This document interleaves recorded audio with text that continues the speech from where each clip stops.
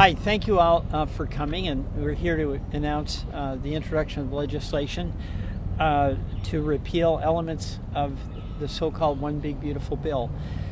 That bill was a disaster, and we don't have enough time this afternoon, and it's too hot to talk about every provision in it that is bad. But an indication of the buyer's remorse that we're seeing is that folks who voted for the bill are talking about repealing sections of it. Senator Hawley, Senator Tuberville. But one of the things that is a common focus is that the provisions on Medicaid and the co-pays, every time you go to the doctor you're supposed to pay like $35, they're intended to basically discourage people from getting the health care that they need. That's one. I want to repeal that, because it really is a device by which people who need health care don't get it. And the evidence is overwhelming that when you're talking about low-income people who are struggling to pay their bills, and they have to make a decision about that $35 before they decide to go see a doctor, they don't go. It literally happens. Now, that's not something that is on the radar for somebody like President Trump, who's made, I don't know, hundreds of millions of dollars in crypto since he became president. But there's a world out there in America where folks are really conscious about what to do with $35. Do they pay the utility bill? Do they go see the doctor? Or do they put some money down to try to get their kids a pair of sneakers for school? So this is real, and that's what is lost in this whole debate, is that everyday Americans who are struggling to make ends meet, raise their families, live in their communities, and don't have the income that they need with inflation, with affordability challenges, that $35 is real, and it is inhibiting folks from getting access to the health care they need. And there's a provision in there, too, that says the hospitals don't give them the care until they pay. Now, some hospitals, a lot of hospitals I know in Vermont, are not going to pay attention to that. But what that's going to mean for those hospitals is that their finances go down, and they're already precarious. So we want to repeal those co-pays. It'd be about $5 billion. We're going to pay for it. That's different than this bill, which is about $3.5 trillion to the deficit. And we're going to pay for it by repealing a sweetheart provision in this bill that allows pharmaceutical companies to basically get out of some of the negotiation provisions that we passed in legislation during the Biden administration, price negotiation that would apply to pharmaceuticals. And there's a provision in here about orphan drugs. This is in the One Big Beautiful Bill, where they basically get a pass on price negotiation, even though the pharma companies have been abusing the intention of the orphan drug provision, and they've been abusing it for years.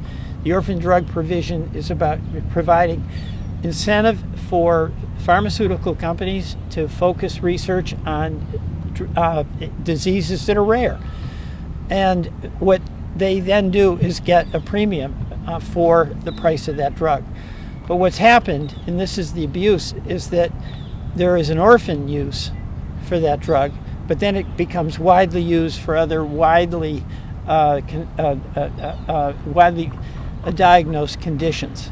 So what we would do is return the orphan drug provision to its original purpose and take away this bonanza and loophole that is enriching the pharma companies beyond their already fat profits.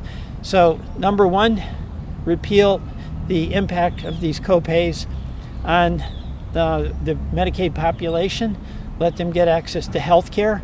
Number two, pay for it by eliminating the sweetheart deal that goes to the pharma companies on the orphan drug provisions. So this is really important to the well-being of everyday Americans. Right now, I'd like to turn this over to the Deputy Director of Policy Programs of Protect Our Care, Vaishu Jawahar. Did I say it right? Jawahar, yeah. Jawahar. Thank you very much. Thank you so much, Senator. Yeah, thank you. Hi everyone, thank you so much for having me here today. My name is Vaishu Jawahar and I'm Deputy Director of Policy Programs at Protect Our Care. I'd like to begin by extending my deepest gratitude to Senator Welch and Senator Wyden and their teams for everything that they do to stand up to protect the health and dignity of millions of Americans. Thank you for putting the needs of your constituents above the profits of big drug companies. It's much appreciated and this bill is much needed. Donald Trump's big, ugly bill imposes the largest cuts to health care in our country's history, and it's going to cause nearly 15 million Americans to lose their health care. Senators Welch and Wyden's bill identifies the worst provisions and stops them in their tracks because they understand that every single American deserves to have high-quality, affordable health care. Let's start with the Trump sick tax. Donald Trump is bankrolling tax breaks for the wealthiest Americans and most profitable corporations in our country by imposing a sick tax on families who are just struggling to get by. Because of the GOP tax scam, over 20 million Americans will be forced to pay new fees every time they need to see a specialist for diabetes, every time they need dialysis for their failing kidneys, every time they need to see a specialist for arthritis. Families making as little as $33,000 a year will be forced to pay the bill and will pay a cumulative $5 billion in new co-payments. The Trump sick tax sacrifices the health care of families who are working hard in jobs such as construction, maintenance, caregiving, all to give more tax breaks to the wealthy. Because of Donald Trump and Republicans in Congress, these families could face up to nearly $1,700 in increased out-of-pocket costs each year. For families living paycheck to paycheck, this means foregoing necessary care, ending up in the ER in worse condition, and drowning in medical bills. The GOP tax scam also raises drug costs for seniors and taxpayers while helping drug companies escape negotiations and continue to pad their multi-billion-dollar profits. In the wealthiest nation on earth, no one should have to choose between putting food on the table and getting the health care that they need to survive. No matter what they say, Republicans' actions speak louder than their words. And they are moving to boost drug companies' profits, hand out huge tax breaks to big pharma, and sell out their constituents. Republicans have broken the promise that they made to the American people to lower the cost of living. And millions of Americans are very much in need of this relief. And we are grateful that Senator Welch is introducing legislation such as the Repealing the Trump Sick Tax Act. Thank you so much. Thank you. That was terrific. Thank you. Thank you. And now Stephen Hatfield, a patient advocate. Stephen, thank you. Good afternoon, and thank you, Senator Welch and Wyden, for bringing attention to this important issue. My name is Stephen Hadfield. I am 73 years old, a husband, a grandfather, and a proud North Carolinian. I spent years fighting two serious diseases, a rare blood cancer and type 2 diabetes, while struggling to afford the medications that keep me alive. I worked 2 jobs just to cover my drug costs. I rationed pills, skipped doses, and prayed I wouldn't end up in the hospital because of it. Having worked my whole life, I should be enjoying retirement, but the high price of my life-sustaining medications make that impossible. That's why Medicare negotiation is such a breakthrough.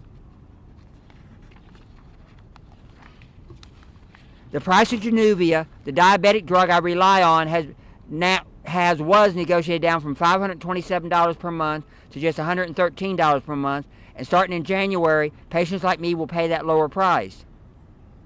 I also used to take Imbruvica, a cancer drug priced at nearly $17,000 a month.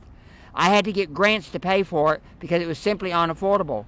Now, because it's part of the Medicare negotiation in January, that price will be cut by 40%. But if the Orphan Cures Act has been passed into law earlier, Imbruvica would not have been eligible for negotiation, leaving thousands of patients paying a higher price indefinitely. This law is a $5 billion handout to Big Pharma and protects the high prices for blockbuster drugs, not a policy that actually helps patients like me with rare diseases. The truth is, the drug price reform is the Inflation Reduction Act maintains all the incentive drug companies need to innovate and develop treatment for rare conditions. It only allows negotiation for drugs that have been on the market for years and are bringing in billions of dollars.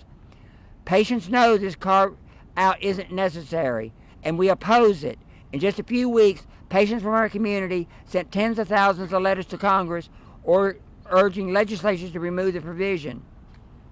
It wasn't added to help us. It was added because of the intense pharmaceutical lobbying. Patients like me fought hard to win Medicare negotiation because we need fair prices in line with what the rest of the world already pays for medication that keeps us alive. We cannot let pharma gut this victory. It is time to repeal the Orphans Cure Act and stand with patients, not big pharma profits. Thank you. You're very welcome. Thank you, Stephen. That's great. You're going to save some money. The Inflation Reduction Act, you only have to pay $2,000 deductible. I'm liking the sound of that. The Inflation Reduction Act that was passed by President Biden. I'm liking the sound of that. Any questions?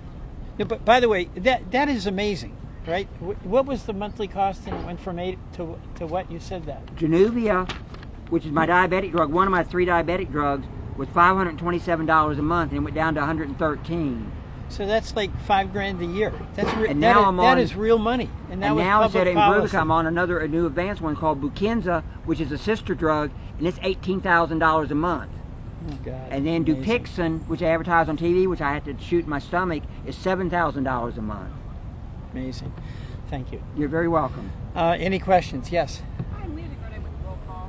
I'm curious if you've thought about what kind of legislative vehicle you see for these provisions. Is it something you'd like to see in like a year-end package or anything like that? Well, I mean, in a way, you asked the right question, and you know the standard answer. We're looking for any way we can get it in. And obviously, the way things are working around here, you have to get it into something like a year-end package, something that is moving. So that would be the goal. You know, the other question you ask oftentimes is, can you get it passed or not? And around here, that's a very tough challenge to get anything done. But what I'm noticing, and I'm sure you are too, is that many of the folks who voted for the One Big Beautiful Bill